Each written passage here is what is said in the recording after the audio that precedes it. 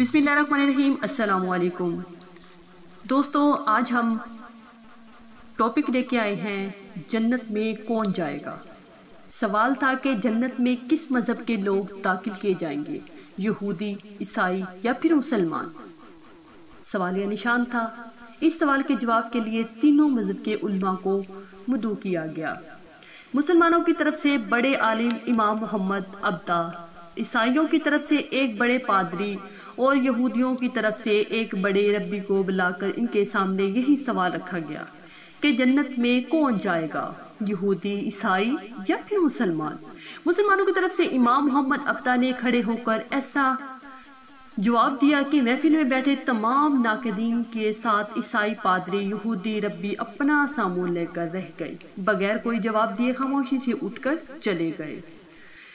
इसका जवाब मुख्तसर, जामे, माकूलियत से भरपूर, अदब व एहतराम के साथ, रवादारी की उम्दा मिसाल और हिकमत व दानाई का अमल का था। इसके जवाब ने सारे मुसलमानों के होठों पर मुस्कुराहट बखेर दी और ये बाब हमेशा के लिए बंद हो गया।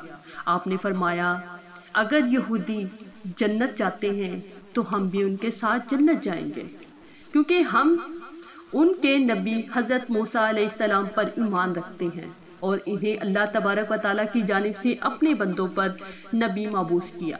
अगर ईसाई जन्नत में गए तो हम भी उनके साथ ही जन्नत में जाएंगे, क्योंकि हम हज़रत ईसा अलैहिस्सलाम पर भी ईमान रखते हैं। अल्लाह ताला ने इन्हें अपनी मखलूक की रहबरी और हदायत के लिए नबी माबूस फरमाया। लेकिन अगर मुसलमान जन्नत में गए तो हम सिर्फ अल्लाह अज़्ज़ व जल की रहमत के साथ अकेले ही जन्नत में जाएंगे। हमारे साथ कोई यहूदी और ईसाई नहीं जाएगा, क्योंकि इन्होंने हमारे प्यारे आका सल्लल्लाहु अलैहि वसल्लम को नहीं माना और ना ही इन पर ईमान लाए। तो दोस्तों, ये थी खूबसूरत वीडियो, एक खूबसूरत वाक़या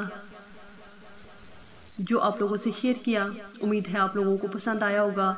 अगर वीडियो पसंद आए, लाइक, कमेंट और मेरे चैनल को सब्सक्राइब ज़रूर कीजिएगा। दुआ में याद रखिएगा, अपना ख्याल रखिएगा। अल्लाह हाफिज़।